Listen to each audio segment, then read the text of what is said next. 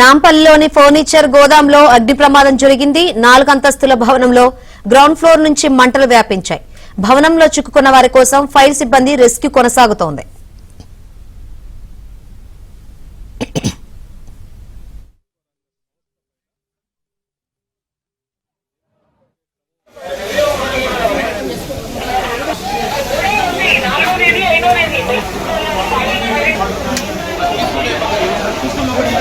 हमारे ऑफिस की गली में से फिरते हुए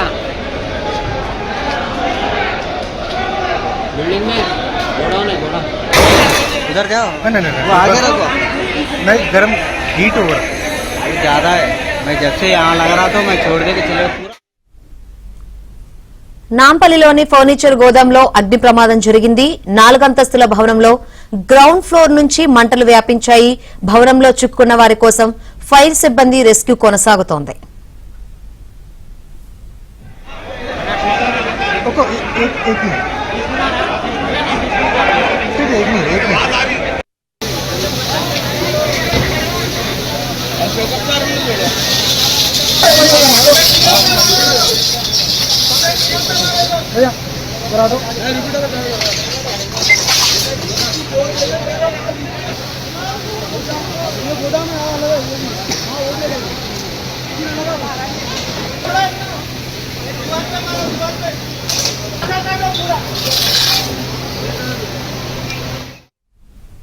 అసలు అగ్ని ప్రమాదం ఎలా జరిగింది, అదేవిధంగా మంటల్లో చిక్కుకున్న వారి పరిస్థితి ఏంటో తెలుసుకుందాం. మరిన్ని వివరాలు అందించేందుకు మా ప్రతినిధి శశి లైవ్ ద్వారా సిద్ధంగా ఉన్నారు. శశి,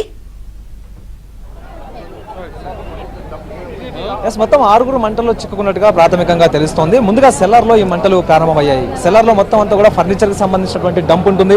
ఈ ఫర్నిచర్ అంతటిని కూడా అక్కడే మొత్తం వీరంతా కూడా డంప్ చేస్తున్నారు. అయితే ఆ ప్రాంతంలో మంటలు ఒక్కసారిగా చెలరేగడం, ఆ తర్వాత ఆ మంటలు భూపెత్తున ఎగిసిపడ్డాయి. సెల్లార్లో మొదలైనటువంటి మంటలు అనంతరం గ్రౌండ్ ఫ్లోర్ నుంచి మొదటి అంతస్తు వరకు కూడా వ్యాపించాయి. సో అదే సమయంలో ఇక సమాచారం అందుకున్నటువంటి ఫైర్ ఇంజన్ ఘటనా స్థలికి వచ్చి మంటలు ఆర్పేటటువంటి ప్రయత్నం చేసింది. అప్పటికే దట్టమైనటువంటి పొగలు అలుముకుంటున్నాయి. మరోవైపు మంటలు కూడా పెద్ద ఎత్తున కూడా వ్యాపించాయి. సో అదే సందర్భంలో ముందుగా స్థానికంగా ఉండేటటువంటి 2 ఫైర్ ఇంజన్లు ఘటనా స్థలికి చేరుకున్నాయి. ఆ 2 ఫైర్ ఇంజన్లకు తోడుగా మరొక 2 ఫైర్ ఇంజన్లు, మొత్తం 4 ఫైర్ ఇంజన్లతో మంటలు ఆర్పేటటువంటి ప్రయత్నం చేశారు. సో మంటలు అయితే మాత్రం పూర్తి స్థాయిలో అదుపులోకి తీసుకుని వచ్చారు. ఇటు గ్రౌండ్ ఫ్లోర్ తో పాటు ఆ సెల్లార్ గ్రౌండ్ ఫ్లోర్ అలాగే ఫస్ట్ ఫ్లోర్ కు వ్యాపించినటువంటి మంటలను పూర్తి స్థాయిలో అదుపులోకి తీసుకుని వచ్చారు. అనంతరం ఈ మొత్తం 4 అంతస్తులటువంటి భవనంలో కింద సెల్లార్ లో వాచ్మెన్ కి సంబంధించినటువంటి కుటుంబం ఉంటుంది. ఆ తర్వాత గ్రౌండ్ ఫ్లోర్ లో కూడా మరికొంతమంది ఉంటారు. మొత్తం 6 మంది ఇందులో చిక్కున్నట్టుగా తెలుస్తోంది. సెల్లార్ లో వాచ్మెన్ కుటుంబానికి సంబంధించినటువంటి 2 పిల్లలు, వీరంతా కూడా 9-10 సంవత్సరాల వయసు పిల్లలుగా తెలుస్తోంది. సో 2 కూడా అందులో చిక్కుని ఉన్నారు. మరొక ముసలావిడ ఒకరు, మరొక 2, మొత్తం 6 మంది ఈ మంటల్లో చిక్కున్నట్టుగా తెలుస్తోంది. అయితే వీరిని రెస్క్యూ చేయడానికి ప్రధానంగా పొగ, దట్టమైనటువంటి అలుముకున్నటువంటి పొగ అడ్డంకిగా మారిందంటూ కూడా చెప్పుకోవచ్చు.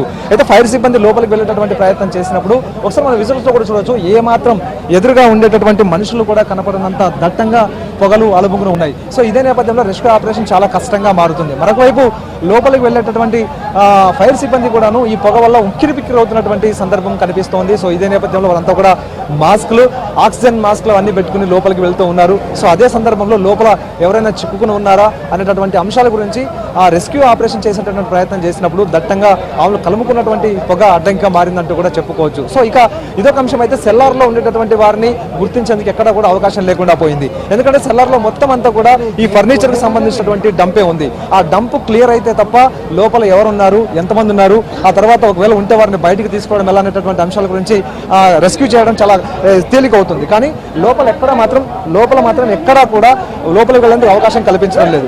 మొత్తం అంతా కూడా డంప్ ఉంది. అంతా ఫర్నిచర్ సంబంధించిన డంప్ ఉంది కాబట్టి డంప్ని క్లియర్ చేసేందుకు ఇప్పటికే ఫైర్ సిబ్బంది అలాగే పోలీసులు జేసీబీలను తెప్పించారు.